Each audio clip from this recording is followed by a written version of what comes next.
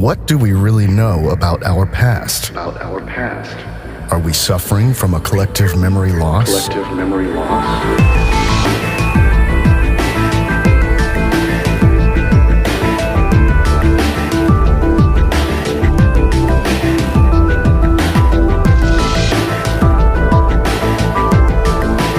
Was there a technically advanced, unified civilization on Earth less than 500 years ago?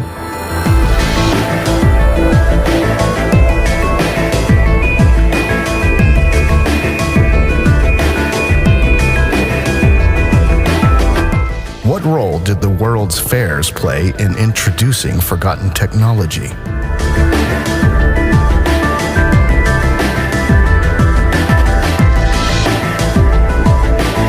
Why did human knowledge suddenly explode in the 19th century?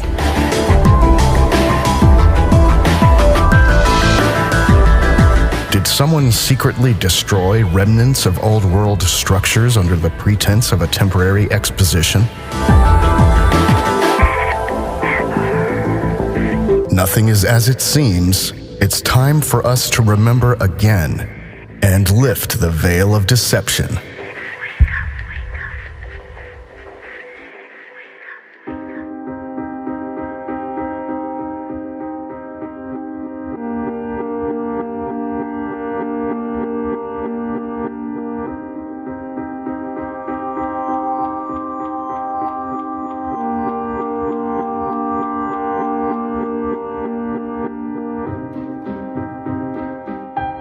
Collective memory.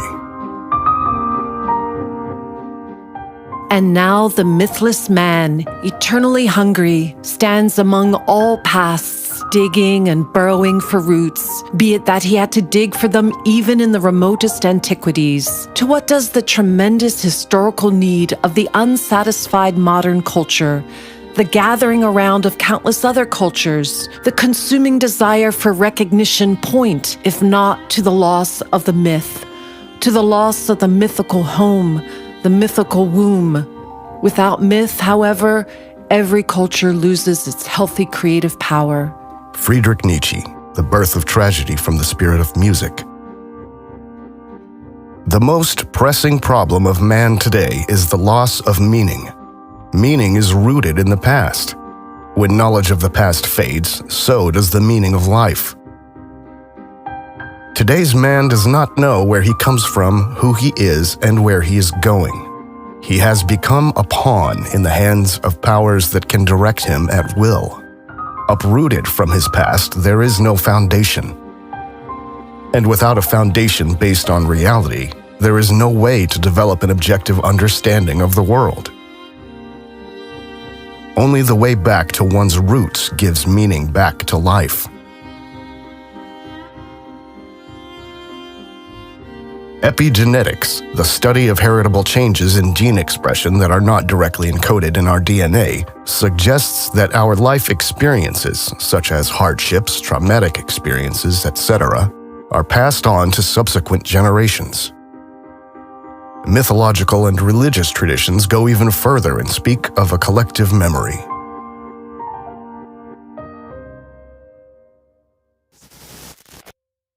Already in the Vedas, the holy scriptures of Hinduism, a kind of universal memory is mentioned. The Sanskrit word akasha stands for heaven, space, or ether, and, according to the Eastern wisdom tradition, refers to the most subtle of the 5 elements from which everything else was created. Thus, according to Indian mythology, all thoughts that have ever been thought and all deeds that have ever been performed are stored in this information field, which is also expressed in the legendary palm leaf libraries of India and Sri Lanka. The conception of a world memory also exists in the Occidental culture. We can find similar references in the Bible, for example, when the book of Isaiah speaks of a memory book. Every activity is a form of energy, and energy cannot be dissipated. It is retained. We are in a closed system. See, everything you do, everything you say, every action you take, every penny you earn or spend is recorded. So we can assume that all experiences of our ancestors still exist, in an energy field invisible to us. Until around 100 years ago, the ether was still a standard concept in physics to explain the properties of invisible space. And even if today we are largely disconnected from our past, the experiences have not disappeared, but are only buried. Accordingly, it must be possible for us to reconnect with our past if we lift the veil and allow the memories to surface again. In order to access collective memories, a collective effort is required to a certain degree. An individual alone is not able to break through the amnesia.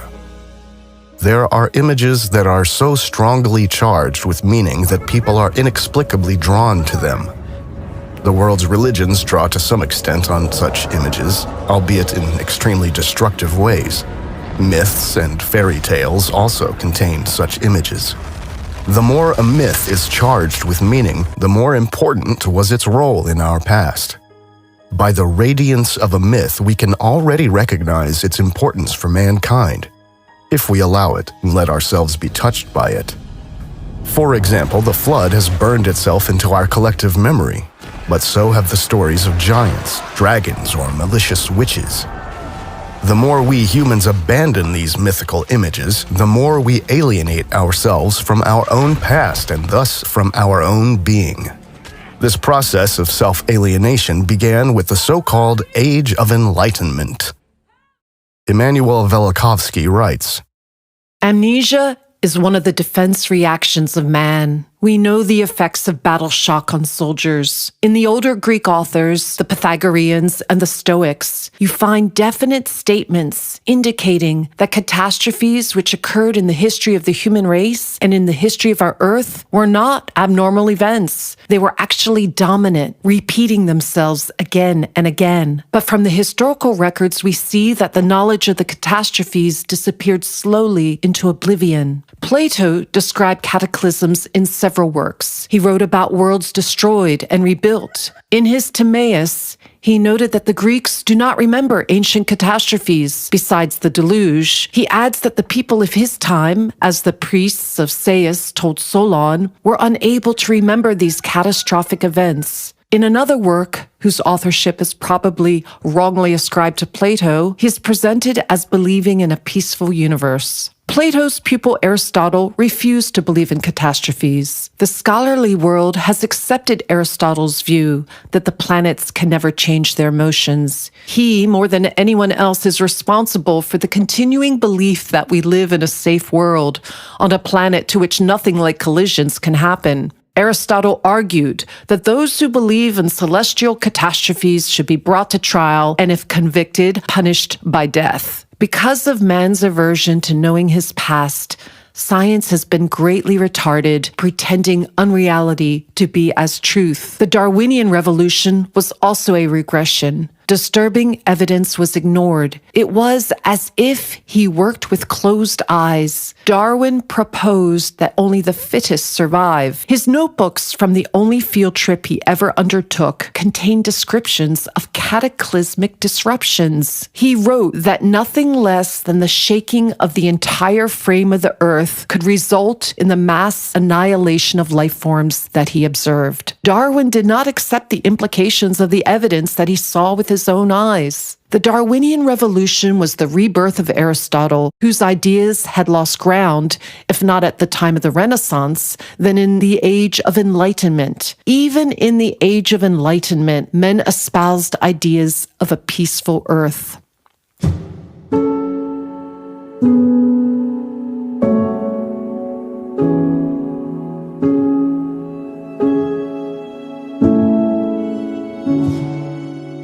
In recent centuries, great efforts have been made to make us humans forget where we come from and who we are. The destruction of the old knowledge of physics and biology was particularly powerful in uprooting us. Einstein and Darwin represent the inversion of the old knowledge into a nihilistic worldview, with man as a meaningless, random something, adrift in an endless and cold universe. These anti-life models about reality were perfected only recently, in the 19th century, and could even fully prevail only in the 20th century. Too great was the resistance even in academic circles of the 20th century. The so-called Big Bang theory is a good example to understand how religious esoteric concepts entered science. The Belgian Jesuit and priest Georges Lemaitre created the Big Bang theory, not on the basis of scientific facts, but on the basis of a religious conviction, a notion of a primordial or cosmic seed from which everything evolved. At that time, the Jesuits were given the task of embedding the myths of the origin of the world in a scientific-sounding framework. A few decades later, in 1951, the Pontifical Academy of Sciences accepted the Big Bang theory. This long wait for the Pope's acceptance was not due to opposition from the Church, but from the general public. After all, the Big Bang theory originated in the hands of the Vatican itself. Ironically, the irrational Big Bang theory is still part of our modern worldview, and still not a single proof has been presented.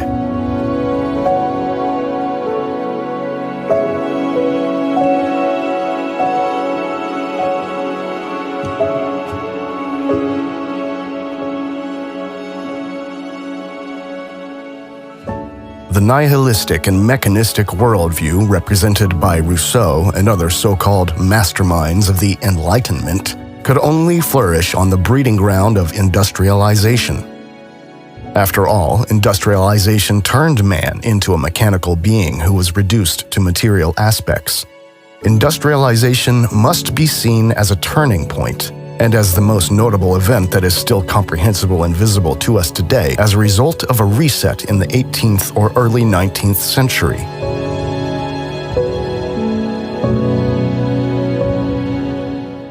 This reset followed an event that also brought about the so-called mud flood. All over the world, the buildings of the old world were partially submerged in the earth, and the former first floors were thus usually converted into cellars. Little is known about the cause of the mud flood, possibly a world war we don't remember or an electromagnetic plasma event.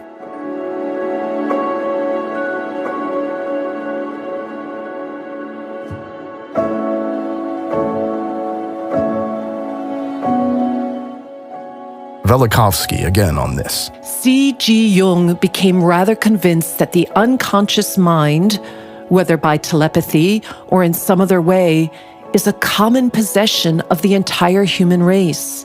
But it is not only constituted of the experiences of this generation, we who interact in this world today, it includes the cumulative experiences of all generations past. This is more than just telepathy, but something which is brought down from generation to generation. The fact is that catastrophic events have taken place, not just in a cave here or in a cave there, but events of indescribable violence, such that no human being who succeeded to survive could be free from the traumatic effects. Traumatic effects, as I say, indescribable. Imagine, suddenly, time is no more time. The day does not move into the night. The ocean does not just beat at the coast of the Atlantic, it moves over the continent. Not even moves over the continent. Continent and sea just change places. Where were plains, mountains are thrust up in a matter of hours. The air is filled with loud hissing noises of meteorites falling down and all volcanoes erupting simultaneously. Not just the volcanoes that existed, but thousands of new volcanoes coming up and blazing, and rivers losing their beds, and earthquakes removing cities from their foundations. The human history that starts with the invention of writing is hardly 5,000 years old. Any one of you who reached already the age of 25 lived a full 0.5% of the recorded history. Before I finish, I will read you a letter from one of my readers. I feel that the ancients in myth, epic, and sacred works have been trying to tell us something about a problem that bothered them a great deal. It appears fairly clear that our ancestors were trying to communicate a deep fear, a terrible anxiety. They were talking about a problem that was so terrible that the most drastic measures to group discipline and/or self-repression were justified. It was a powerful fear. It is sometimes suggested that the Bible can directly be applied to modern life, in that all the ancients were really writing about were the problems of survival while avoiding neurosis, worries, unhappiness, and so on. To me, that approach is very unconvincing. The God those people were writing about was terrifying. In the Old Testament, he is the God of wrath. And in the New Testament, as Albert Schweitzer, among others, has pointed out, he is about to end the world in Jesus' lifetime or shortly thereafter. He was dangerous and violent. Rock, fire, flood, hurricane, and similar weapons he used on those he judged ill of. That's what the ancients wrote, and I see no point in trying to water it down. That's what they meant. They were really scared. Emanuel Velikovsky. Morphic resonance is a connection across time from the past to the present. And it's a process that occurs between organized patterns of activity on the basis of similarity. What it means, in effect, is that each species has a kind of collective memory. According to biologist Rupert Sheldrake, collective memory is inherent to nature. Living systems have a collective memory of all past experiences of the entire species. This memory exists in an invisible but real energy field. Our collective memories are still there, but since the dawn of modernity, they mainly break through in supposedly fictional stories, e.g. in Tolkien's Lord of the Rings universe.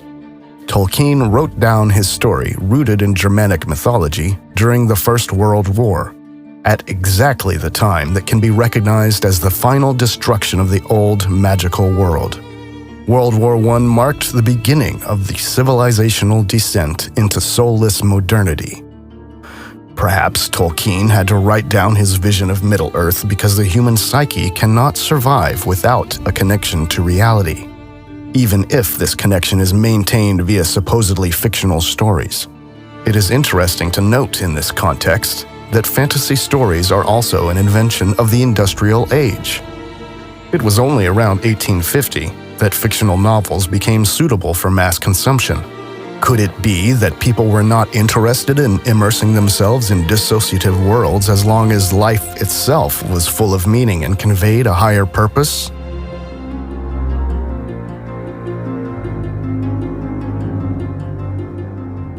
The more hostile and cold our society becomes, the stronger becomes the urge to escape into imaginary worlds. And as these imaginary worlds are fed by our collective memories, it is this repressed energy which breathes life into them.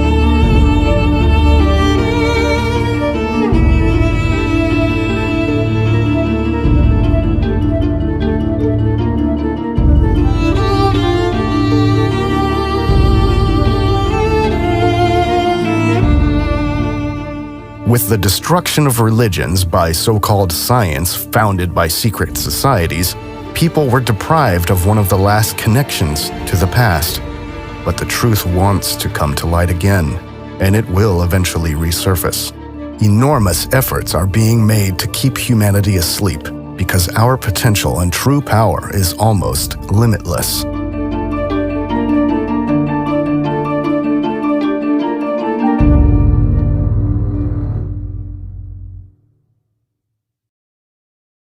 Industrialization.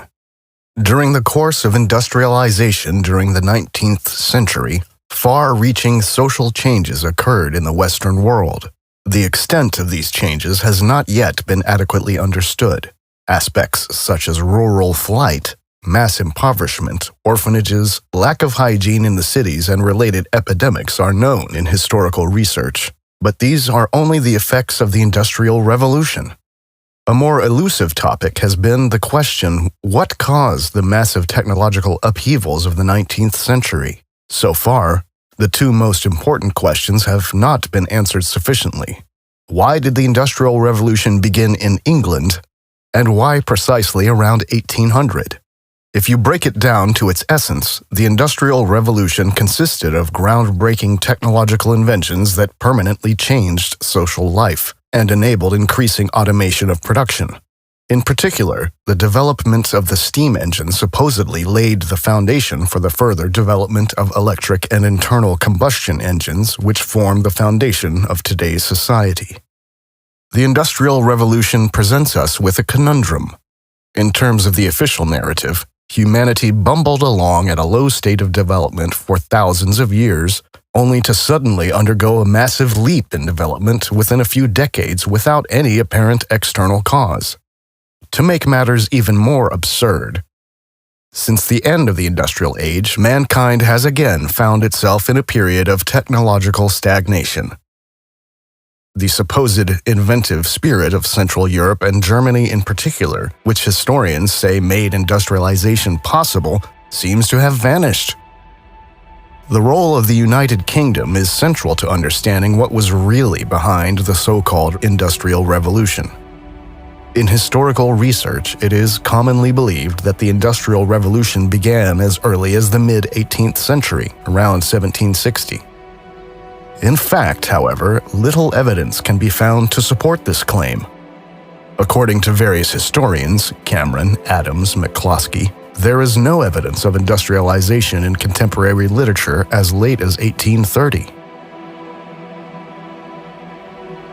We must assume that the ruling forces backdated the course of the Industrial Revolution in order to somewhat diffuse its explosive character. In fact, the new technological knowledge was unleashed on humanity within a few decades by a small elite operating primarily from Rome, Vatican, Venice, London, and Washington. The true Industrial Revolution comes closest to what is commonly referred to in research as the Second Industrial Revolution, the phase of rapid industrialization beginning in 1860. What is being sold to us as inventions was, in all likelihood, a controlled release of technologies that were widely available and powered by free energy before the reset. Free in the sense that everyone had direct access to the energy source. Only this time, the difference was that the technology was tied to scarce and hard-to-get resources, allowing the ruling powers to gain a monopoly on the production of goods. Since the Industrial Revolution, the worldwide generation and production of wealth has been controlled by a small group. Along with the control of the fiat money system through central banks, the scarcity of energy has been the most important element in controlling the masses. This process is reflected, for example, in the conflict between Tesla and Edison, or Tesla and Einstein. Tesla defended the holistic model of the world, thinking in terms of energy, frequencies, and vibration, and did not want energy production to end up in the hands of a few. When the industrialists, first of all J.P. Morgan, who at that time were responsible for building the energy monopolies, realized that Tesla's work was not suitable for the oppression of humanity, he was marginalized into oblivion. If, in reality, the Industrial Revolution did not take place until well after 1830, we are talking about a period of 50 years, roughly 1850 to 1900, during which the old knowledge was reintroduced in modified form. Not coincidentally, the first major World's Fair was held in London in 1851.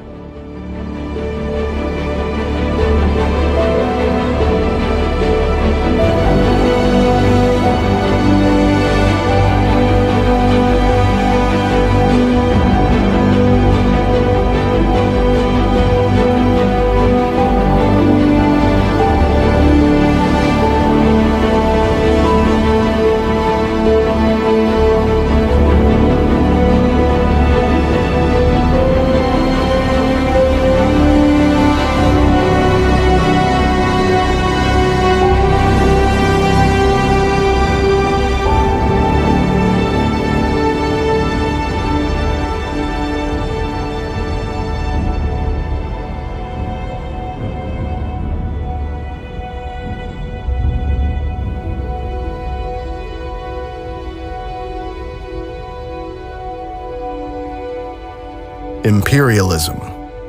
Why did the Industrial Revolution begin in England? Historians are in the dark.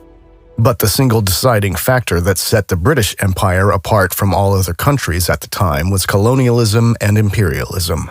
The British Crown controlled a large part of the so-called New World, and the Crown, of course, stole not only labor and goods, as historians like to portray, but the remaining knowledge from before the reset as well. And knowledge includes technologies. Officially, much of India's knowledge is said to have been wiped out by a genocide of Indian scholars and a series of invasions over the course of the last 1,200 years, but evidence suggests that it was British colonialism that significantly mutilated India's culture. For example, one of the main activities of the Asiatic Society of Bengal, officially founded in 1784 and under the patronage of Warren Hastings, was to systematically collect and preserve ancient manuscripts of India, as well as inscriptions in stone and metal, icons, or ancient coins. And Friedrich Max Müller, one of the founders of the Western academic field of Indian studies, was paid by the East India Trading Company to translate the Vedas, to distort them permanently, and to create arbitrary dates. Thus, on December 9, 1867, he wrote to his wife, I feel convinced, though I shall not live to see it, that this edition of mine and the translation of the Veda will hereafter tell to a great extent on the fate of India and on the growth of millions of souls in that country. It is the root of their religion, and to show them what that root is, I feel sure the only way of uprooting all that has sprung from it during the last 3,000 years. Friedrich Max Müller. In a book titled The Truth About Us, The Politics of Information and Society from Manu to Modi, Sanjoy Chakravorty shows that even the current understanding of the caste system was developed only during British colonial rule, at a time when the colonial powers' power over information was absolute. Anthropologist Susan Bailey noted that, well into the colonial period, much of the subcontinent was populated by people for whom the formal distinctions of caste were of limited importance, even in parts of the so-called Hindu heartland. The institutions and beliefs that are often described today as elements of the traditional caste system did not emerge until the early 18th century. Susan Bailey. even the pre-colonial written records in royal court documents and travelogues studied by professional historians and philologists such as Nicholas Dirks, G.S. Guri, Richard Eaton, David Schulman, and Cynthia Talbot make little or no mention of the caste system. But back to the United Kingdom, for India has been called the jewel in the crown for good reason. Michelle Gibson writes, European colonialism intentionally created divides over almost the entire landmass of the earth, creating new countries from lands that were taken, as well as divisions and discords between people that originally existed in harmony worldwide. It also diagrams the means by which power and control were consolidated worldwide, mostly starting out as trading companies that ended up being very powerful in their respective regions, and after gaining complete control, transferring power and control of the regions to their respective European empires. India was called the jewel in the crown of the British Empire, and its largest and most important overseas possession. Much of the British Empire was built around India, in order to provide routes to or protection for India. India was prosperous and rich in spices, silk, indigo, gold, cotton, and other products and resources. Trade with and eventual political dominance of large parts of India was what provided Britain with large parts of its wealth in the 1700s through 1900s.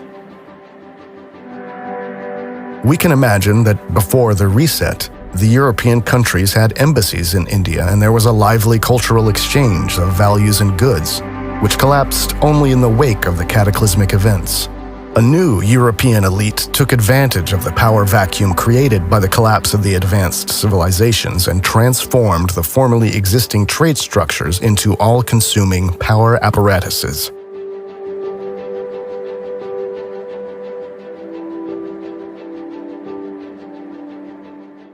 This would also explain existing inconsistencies. For historical research has never been able to explain satisfactorily why the colonial powers only began to expand their rule over the colonies with brute force and blind missionary zeal a few hundred years after colonization.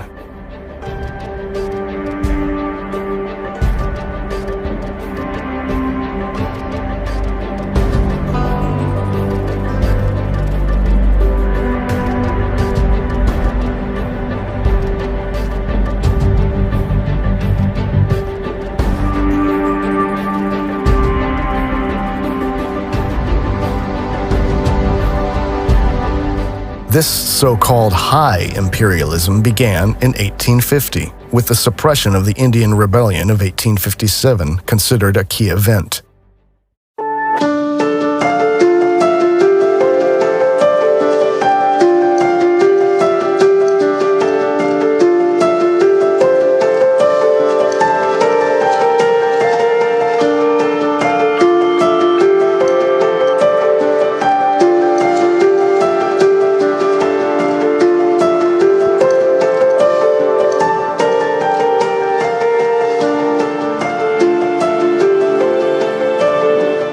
In 1885, the Congo Conference, held in Berlin at Bismarck's invitation, settled the effective division of Africa among the colonial powers. At the Congo Conference, the concept of state formation was applied to Africa and imposed on the continent. But thinking in terms of state boundaries and national identities was still fairly new in Europe as well. In 1884, the Washington Agreement enforced the worldwide time system according to Greenwich Mean Time, which had been introduced in the British Empire in 1847.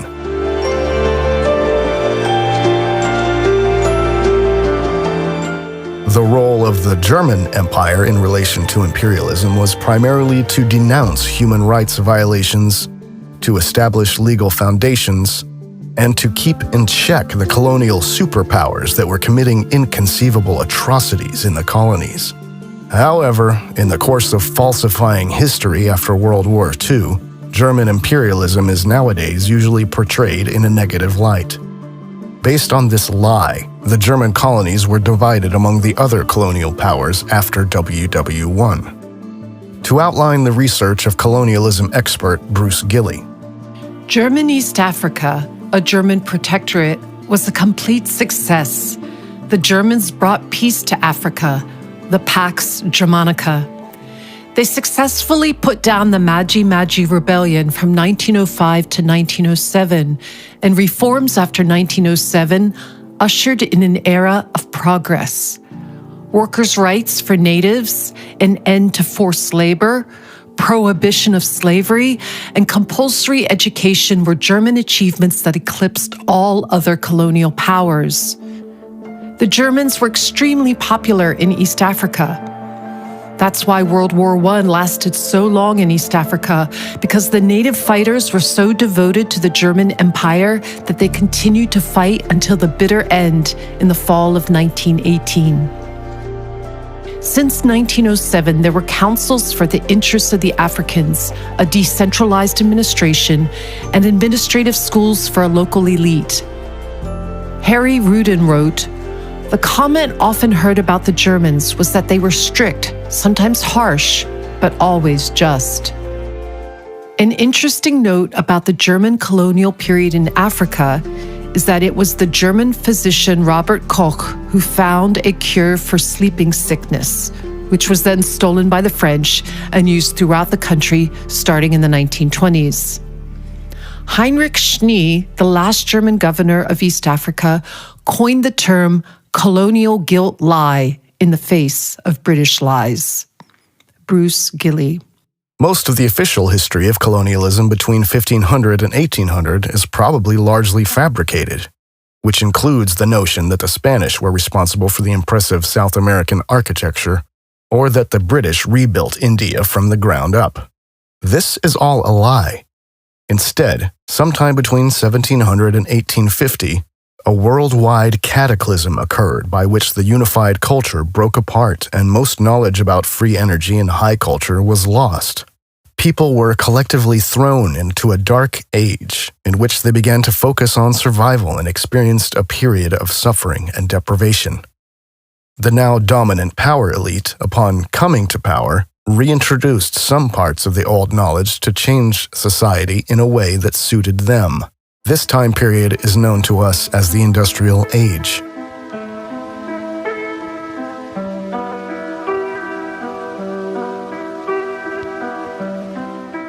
This power elite has its roots in the Roman Empire. The countries of the Western Roman Empire gradually became huge economic and warlike nations. Italy, Venice, Portugal, Spain, France, Britain, the Netherlands. The first financial center was established in Venice, which was later moved to Switzerland. All those who did not want to submit to the church were killed or fled towards Germania. The approach of the church corresponds to the tactics of the Roman conquests. The church then divided the territory and set up its own administrators in these areas.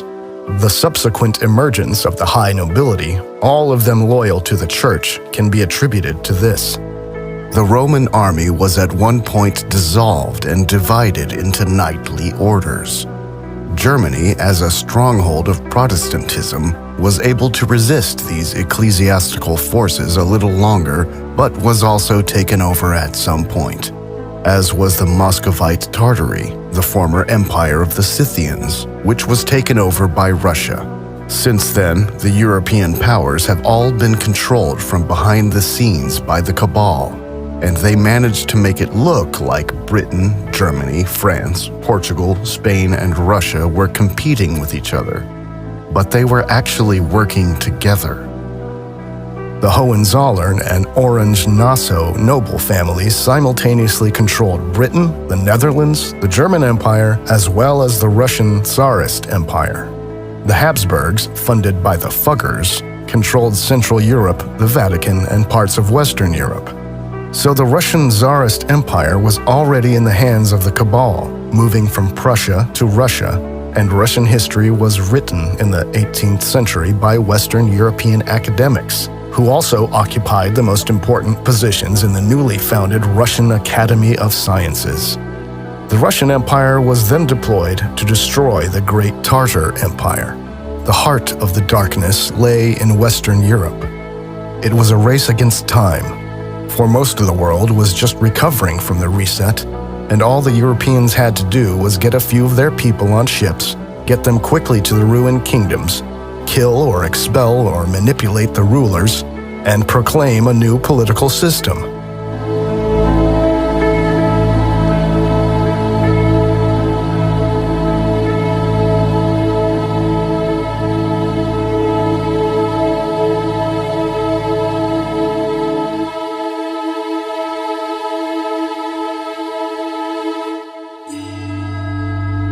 The Japanese Seclusion Edict, reportedly from 1636, stated the following: No Japanese ship, nor any native of Japan, shall presume to go out of the country. Whoever acts contrary to this shall die, and the ship with the crew and goods aboard shall be sequestered until further orders. All persons who return from abroad shall be put to death. Whoever discovers a Christian priest shall have a reward of 400 to 500 sheets of silver, and for every Christian in proportion.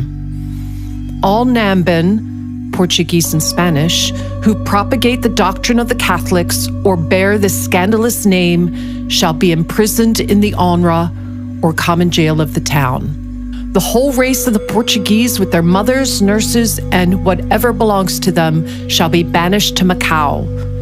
Whoever presumes to bring a letter from abroad or to return after he hath been banished shall die with his family. Also, whoever presumes to intercede for him shall be put to death. No nobleman nor any soldier shall be suffered to purchase anything from the foreigner. Thus began a social epoch in Japan known today as Sakoku, the voluntary isolation of Japan from all Western powers. It was not until 1853, 2 years after the First World's Fair in London, that the West actually succeeded in turning Japan away from its peaceful, self-sufficient life. The policy of the Sakuku ended after 1853, when the American black ships commanded by Matthew Perry forced the opening of Japan to American and thus Western trade through a series of unequal treaties. This was just a few years after the same forces had destroyed ancient China in what is now known as the Opium Wars. In 1842, the Qing dynasty was forced to sign the Treaty of Nanking, the first of what the Chinese later called the unequal treaties, which granted Britain compensation and extraterritoriality, opened 5 treaty ports to foreign merchants, and ceded Hong Kong Island to the British Empire.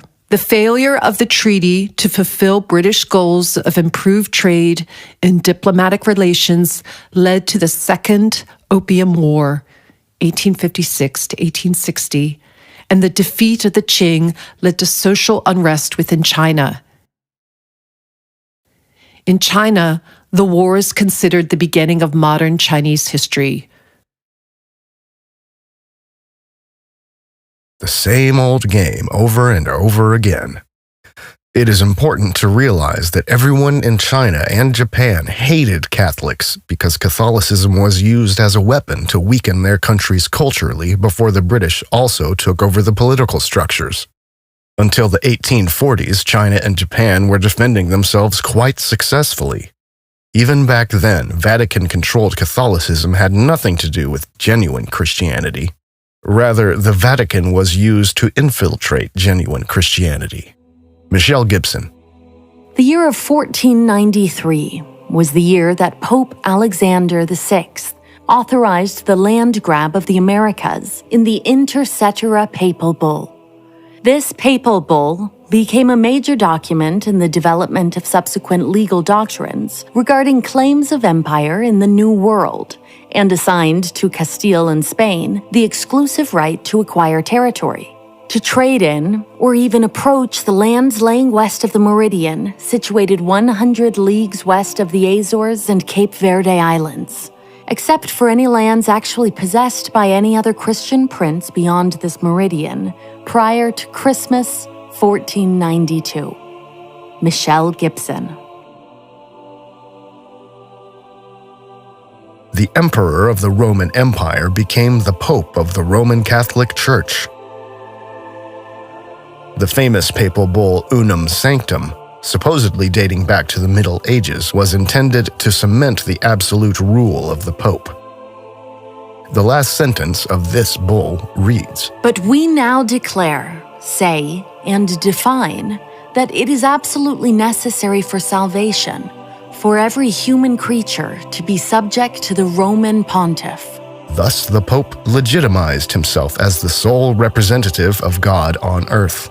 The so-called heretical Christian communities, such as the Albigensians and Cathars, condemned the papacy as the Church of the Antichrist and considered themselves the successors of the true Christian heritage, which, however, was allowed to continue only in secret.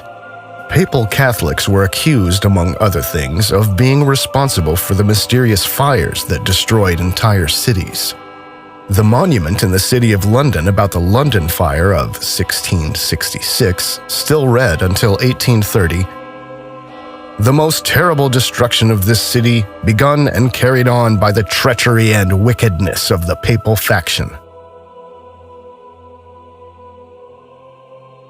Western historians confused Jesuit Catholicism with Christianity and accused Japan and China of blindly hating all Christians, while omitting all facts proving the obvious interference of the Jesuits and the Catholic Church in foreign affairs. Thus, regarding the reshaping of the Chinese chronology, we read the following from Uwe Topper in The Great Forgery Event. Perhaps the most lasting effect of Jesuit work, however, lay in the reshaping of Chinese chronology and its alignment with Western data. The creation of a chronological system was quite new for the Chinese. It was done according to the Latin model, and on the whole, in the spirit of the Catholic Church. The whole process took a century and a half and was finally terminated by the Chinese from 1735 by force. As a result of the immense work, the first complete work of Chinese history appeared in 1778, something that had never been done before in China. There were not only the dynasties, the order of emperors, and their dates of reign, but also the transfer of these dates to the European timescale. Although the errors in it are always criticized, the work has not become obsolete to this day, but has remained in principle the guide for our sinologists, even if they should no longer be aware of it. Uwe Topper. With this rewriting of the chronology, the Jesuits laid the groundwork for the British takeover of China in 1842. Not only Christianity, but also Islam and Judaism were sooner or later used to control the masses. Because of the nature of the rewrite, we do not even know if the general timeline of events prior to these wars in the name of imperialism is true. The timeline for many events around the world was artificially extended to give more credence to the idea of a centuries-long process of colonization, and to distract from the fact that until the reset, there was a unified civilization of multiple independent cultures that traded peacefully with each other. The supposedly new technological knowledge was introduced worldwide in the course of the 19th century, first and foremost in Western Europe and the Americas.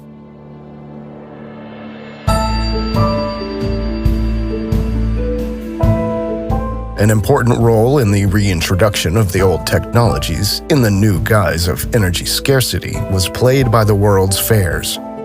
From 1851 onwards, countless world exhibitions were held. Today, this tradition still exists in the form of the expos, but in principle, they no longer play a role, since there have been no real technological breakthroughs since the two world wars, with the exception of information technology, which is being deliberately developed to bring the dystopian vision of transhumanism to the world.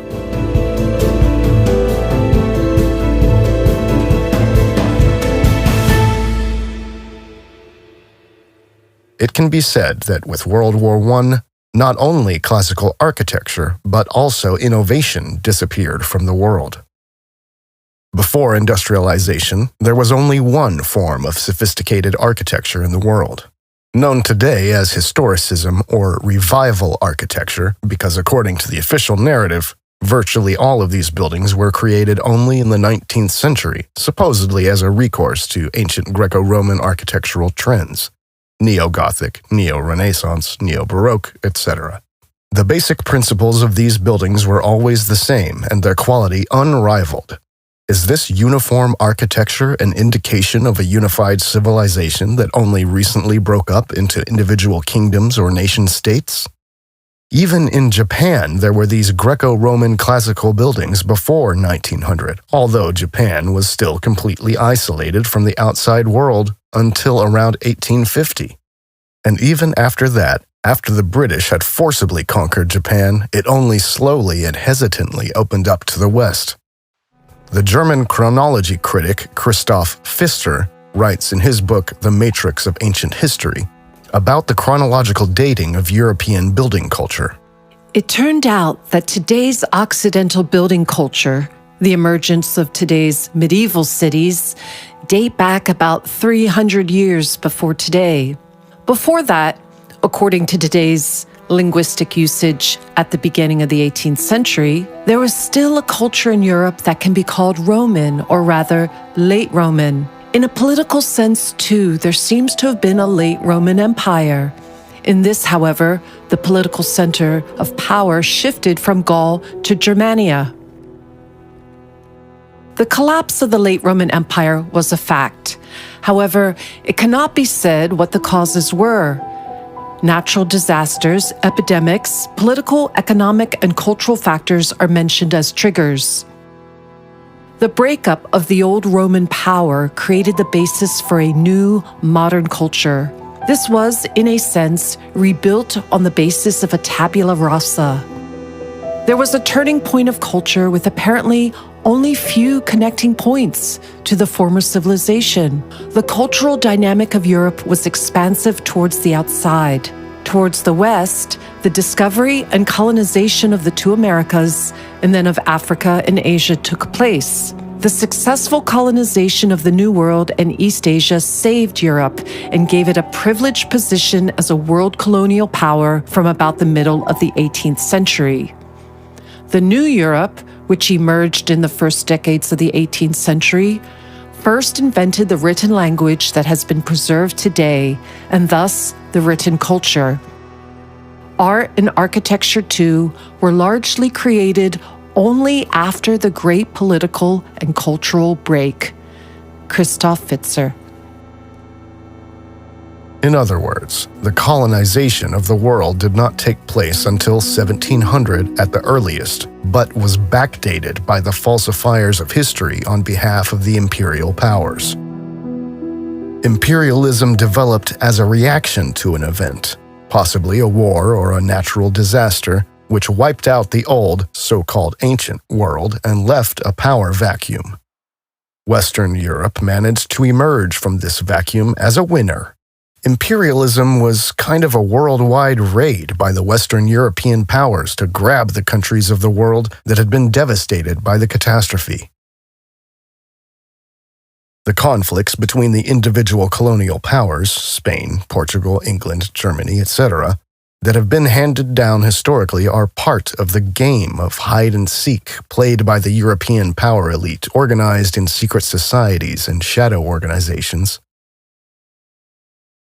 But these conflicts took place only on a superficial political level because, as is the case today, public decision-makers were rarely privy to the real plans.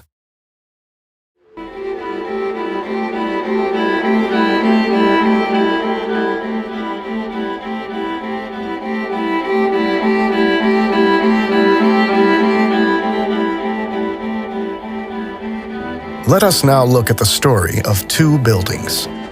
Penn Station in New York, built between 1904 and 1910, demolished in 1963 because the building was dirty and the maintenance costs could allegedly no longer be met.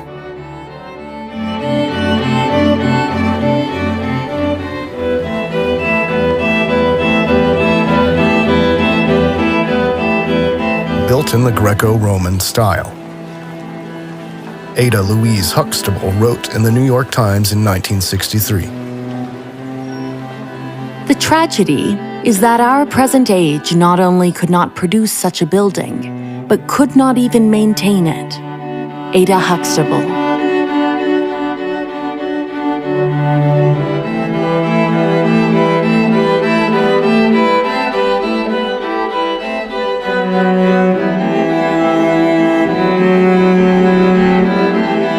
Erie County Savings Building, built in 1893 in the neo-Romanesque style. We read about the demolition of the Erie County Savings Bank building in 1968 in the Buffalo Evening News. Every evening for more than 3 months, a battle was fought in Shelton Square between her and two cavernous cranes. The latter attacked with two primitive means of offense, a pair of jaws and a rock, or in modern wreckers' parlance, a clam bucket and a busting ball. The former weighed in at 3 tons, the latter at 3.5. The fight was one of the toughest in veteran wreckers' memory. For a wrecker to admit resistance is like a weightlifter confessing his muscles are getting flabby. It began at 4:30 in the afternoon and continued through 7:30 the next morning, 5 days a week. A crowd of variable size would gather to see the kill. It was the show of the town. Whole families arrived in station wagons from the suburbs. The original plans of the building were made available when the crane operations of the 25-man demolition crew began to munch at the building, however. It was evident that plans and reality did not agree. The roof, with its turrets and gargoyles and finials, was the toughest. A finial, lifted intact like a birthday candle to the ground, measured 3.5 feet high and weighed an estimated 600 pounds. not to mention the cones on the towers, which look like cake frosting aloft, but on the ground measured 20 feet high and 15 feet across. Cast iron and steel. As the wrecking progressed, scores of 200-pound red granite carved images, 5 feet thick, set in the walls around the crest of the building, came tumbling down, their carnival faces of joy and sorrow biting the dust. The very stones of the building were resistant. The walls, which tapered from 9 feet at the base up to 3 feet, were composed of foot-thick red granite stones weighing up to 3 tons each. Interlocked, they had to be lifted out like lumps of sugar, piece by piece. They did not sound like sugar when they dropped. If we look at the bigger picture, the 2 world wars appear in a new light. The colonization of the world took place later than we are told, only in the 1700s. By the early 1900s, most of the world was under the control of the European elite-controlled colonial powers, primarily England, France, the Netherlands, Spain, Belgium, Portugal, Russia, Italy. These nations were all already infiltrated by secret societies. Then, with the 2 world wars, European culture itself was largely destroyed, and as a result, people were deprived of the ability to remember. The wars created a collective trauma that made it difficult to connect with the pre-war period. If we look at the earliest photographs from the former colonies, particularly India, we see a world in ruins and people who are not suited to the structures in which they live. These photos resemble 18th and 19th century landscapes of Europe. If we ignore the official timeline for a moment, we can entertain the thought that our world was laid in ruins not too long ago, and that this event allowed parasitic forces to establish a new world order. This new world order is still in the making and has as its goal the complete uprooting of man from his being and his history. The 19th century saw the conquest of the last part of the Tartar Empire by the Russian Empire. The independent, or Free Tartary, as it was called on the old maps, was located until about 1870 directly east of the Caspian Sea in the territory of today's Uzbekistan, with cities like Samarkand and Bukhara. However, Tartary is not mentioned in the official history of Uzbekistan. Anatoly Fomenko writes on the subject of independent Tartary. Unlike Moscow Tartary, the fate of independent Tartary is known. It was conquered by the Romanovs in the middle of the 19th century. Samarkand, the capital of the independent Tartary, was seized by the Romanovs' army in 1868. A few decades later, the Soviets, on behalf of the Cabal, destroyed large parts of the Central Asian remnants of the Old World in the name of communism. The First Anglo-Afghan War, the settlement of New Zealand and Australia, and the gold rush in the American West also fall within this period.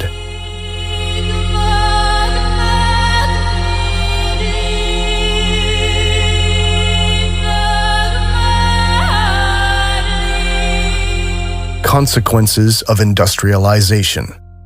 In 1839, John D. Rockefeller Sr. was born in the United States.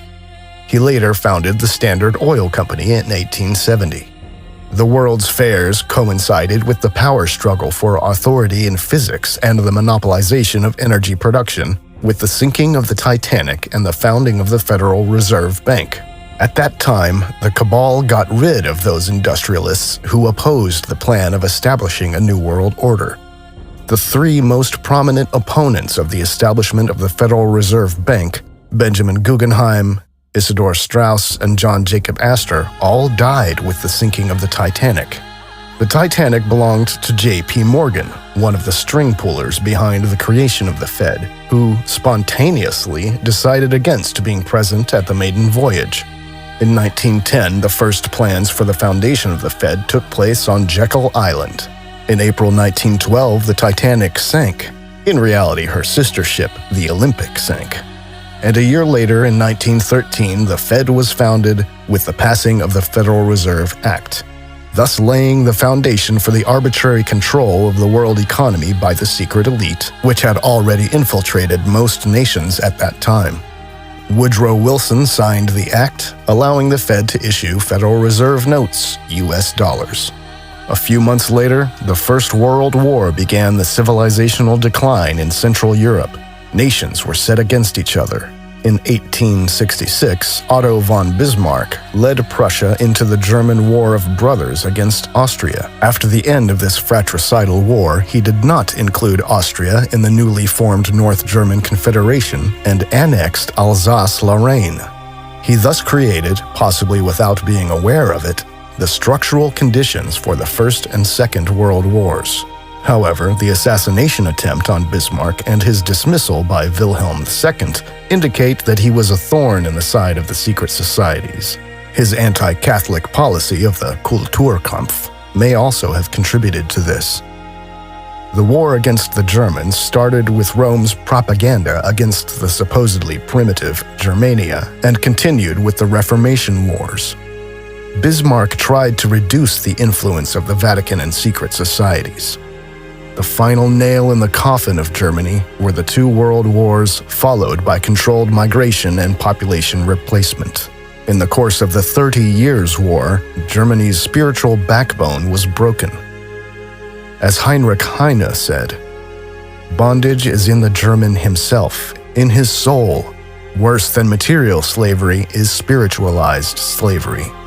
Germans must be liberated from within. Nothing helps from without."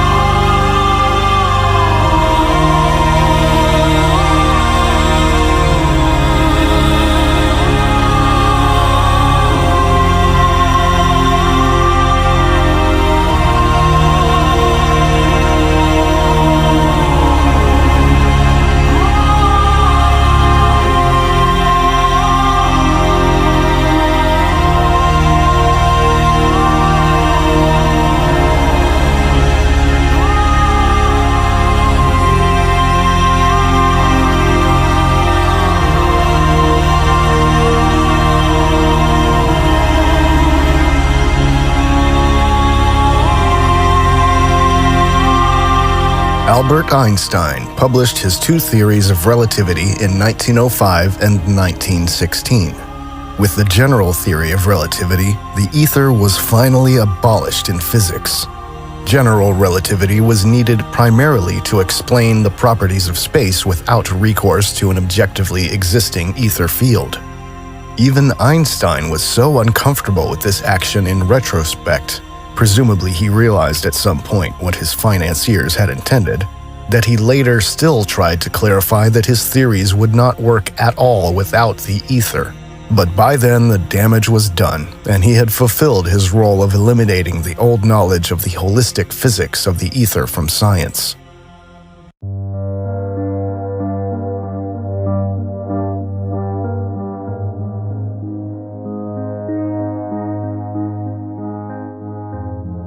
Holistic scientists like Nikola Tesla had no place in the New World and were starved out, but only after their skills were used. Parents, beware. Your children homeward bound from school are being introduced to a new danger in the form of a drugged cigarette, marijuana. It is convinced that he is hopelessly and incurably insane, a condition caused by the drug marijuana to which he was addicted. The monopolization of production also included the demonization of hemp. Andrew Mellon, Randolph Hearst, and the DuPont family were instrumental in pushing through the Marijuana Tax Act of 1937, which raised taxes on hemp in the U.S. to bleed the hemp industry dry and support the oil industry. Banker Andrew Mellon appointed Harry Anslinger as chairman of the newly formed Federal Bureau of Narcotics. Basically, the goal was to create the conditions to make humanity dependent on the system in the long run, and to eradicate any possibility of self-determination and freedom. The 19th century was also the time of the establishment of mass indoctrination institutions, called schools, where state-imposed propaganda was taught to educate young people to become willing recipients of orders. The expansion of compulsory education and the Gleichschaltung of teachers then picked up speed again in the 20th century with the rise of fascism and communism. If the Vatican had not already achieved sufficient success through the consistent persecution of witches and the Inquisition, as well as the burning of books and the destruction of culture, then its mission was crowned with success with the widespread introduction of religious propaganda, which no child could escape. Thus, Karl-Heinz Deschner wrote in his book, God and the Fascists, the Vatican Alliance with Mussolini, Franco, Hitler, and Pavlovich, that under Mussolini, the books of the Italian elementary schools consisted of 1/3 catechism pieces and prayers, and 2/3 of glorifications of fascism and war. The whole thing was crowned only by renewed bans on anti-clerical criticism and media coverage. Thus, one of the basic principles of the old world, each community, family, lives autonomously and is responsible for its own children, was invalidated. The consequent tearing apart of these communities and the early centralized indoctrination were of central importance.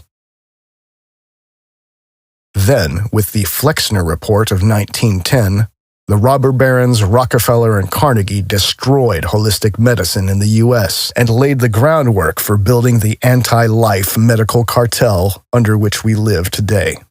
Electrotherapy, phytotherapy, and osteopathy, for example, were banned from the official canon, and the curriculum was standardized so that pharma-controlled conventional medicine could establish itself as the only recognized form of medicine. Most independent schools were forced to close as a result of the Flexner Report. The Flexner Report was inspired by the destruction of alternative healing methods in Germany, where the policies of the Flexner Report had already been implemented in 1880. Throughout his life, Flexner was an ardent advocate of the German pedagogical style of medical education. He firmly believed that medicine was a scientific discipline that could best be realized in America using the German model as a prototype. It was a system in which medical scientists were trained in university hospitals. Science as the animating force in the physician's life was the overarching theme, the zeitgeist, in Flexner's conception of the ideal physician. Thomas P. Duffy, The Flexner Report 100 years later. Every area of modern science is now dominated by an ideological doctrinaire establishment, in which positions are awarded to each other, and it is ensured that real insights are suppressed.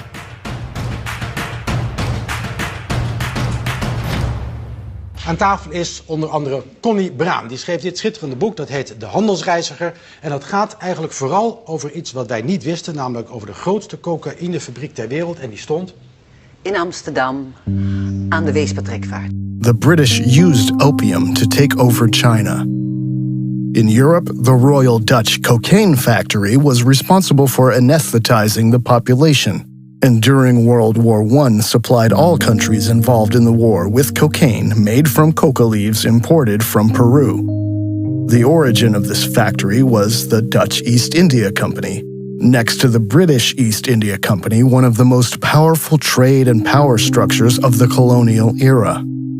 It was through the Dutch cocaine factory, which was supported and protected by the government and had a virtual monopoly on cocaine, that World War I was made possible, because it was only through alienation and anesthesia that soldiers were able to endure the suffering during the war. The Netherlands emerged from the First World War as one of the richest countries in the world thanks to the sale of cocaine.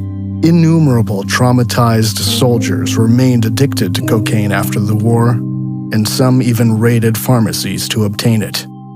For even more effective anesthetization of the World War II soldiers, the factory's production was shifted from cocaine to amphetamine in 1942.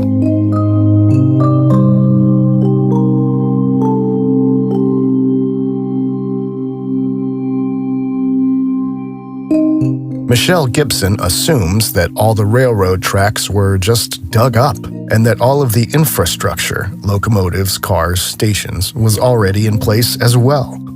She speculates that it was an electrified rail system, and after the free worldwide energy grid was shut down, the free energy sources for mass transportation were replaced by oil and coal. The newly created dependence on fossil fuels was one of the foundations of the fabulous wealth of the industrialist robber baron families. About the tramway network in Manaus, Brazil, she writes, "The historical narrative we are given says that rubber made Manaus the wealthiest city in South America in the late 1800s, and wealthy European families are said to have settled in Manaus, bringing their European art, architecture, and culture with them. It was a city at that time with electric trams and streetlights." Electric trams and streetlights? In the middle of the Amazon rainforest? No road connection to Manaus existed until 1973, with the completion of the BR-319, connecting Manaus to Porto Velho, Brazil. It is 540 miles long, or 870 kilometers, going through the rainforest, and is impassable when it rains. It is known as Brazil's worst highway. There is no such tram system operating in Manaus today. The history we've been taught does not provide an adequate explanation for what was really going on here. This is a photo of undeveloped Amazon rainforest near Manaus. How are they supposed to have built all of this in the mid to late 1800s under these conditions? Michelle Gibson.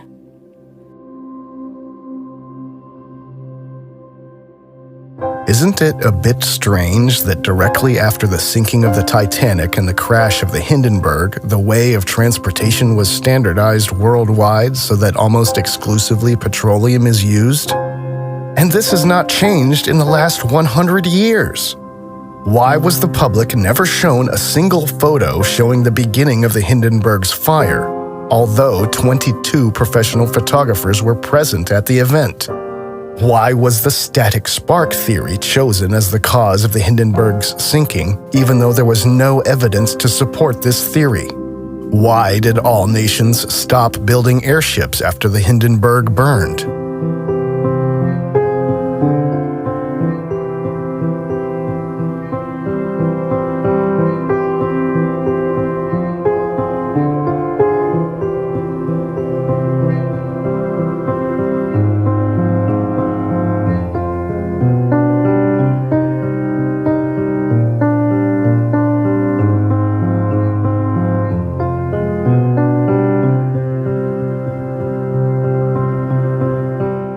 Between 1907 and 1909, 16 imposing American warships with other escort ships, the so-called Great White Fleet, circumnavigated the world and paid a visit to many countries, as the story goes. Officially, the purpose was to demonstrate America's power to the world and to promote cooperation. But perhaps it was simply an inspection of the newly staked possessions around the world and an inventory of which kingdoms had not yet surrendered to the new order.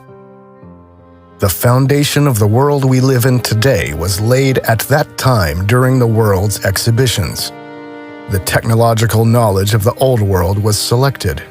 One part of the knowledge was kept secret, the other part was presented to the public. One of the most important criteria in this decision-making process may have been whether a technology could be controlled by a central authority.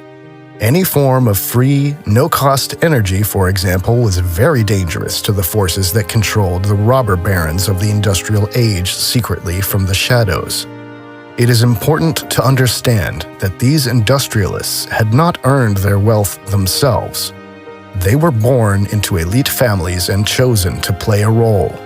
These families and structures still exist today.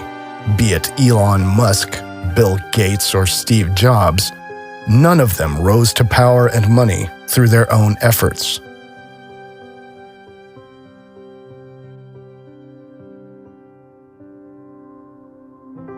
But to end with Tolkien, nothing is lost. In our world, Middle Earth, The descent into darkness dominated by evil is part of the process of humanity's evolution. The old that is strong does not wither. Deep roots are not reached by the frost. From the ashes a fire shall be woken. A light from the shadows shall spring. Renewed shall be blade that was broken. The crownless again shall be king.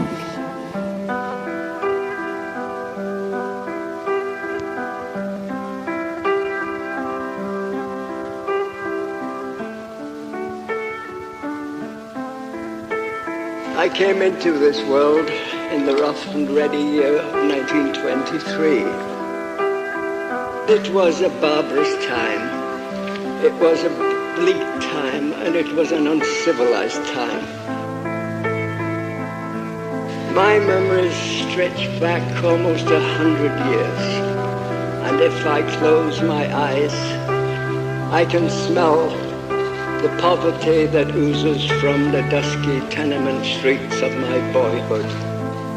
I can taste on my lips the bread and drippings that I was served for my tea. I can remember extreme hunger and my parents' undying love for me.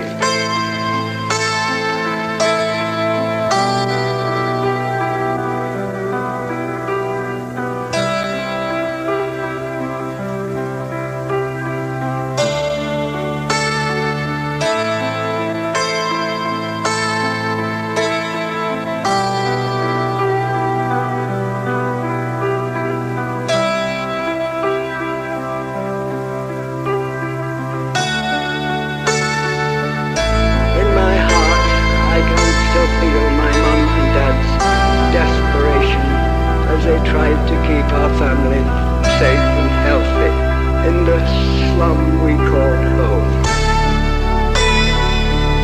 Poor Mom and Dad, no matter how hard they tried to protect me and my sisters, the cards were stacked against them.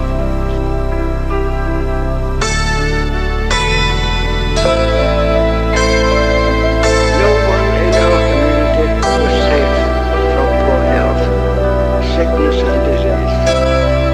In our home, TB came for my eldest sister, Maria. She wasted away before our eyes until my mother could no longer handle her care, and she was dispatched to the workhouse infirmary, where she died at the age of 10, 87 years ago.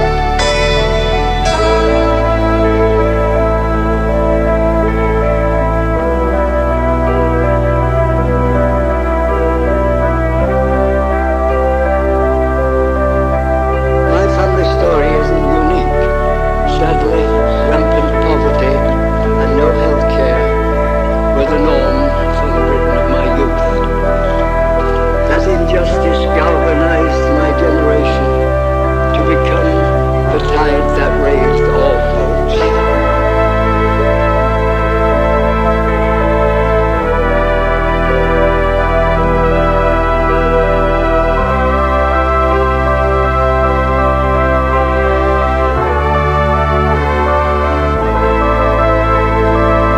I am not a politician, a member of the elite, or a financial guru, but my life is your history, and we should keep it that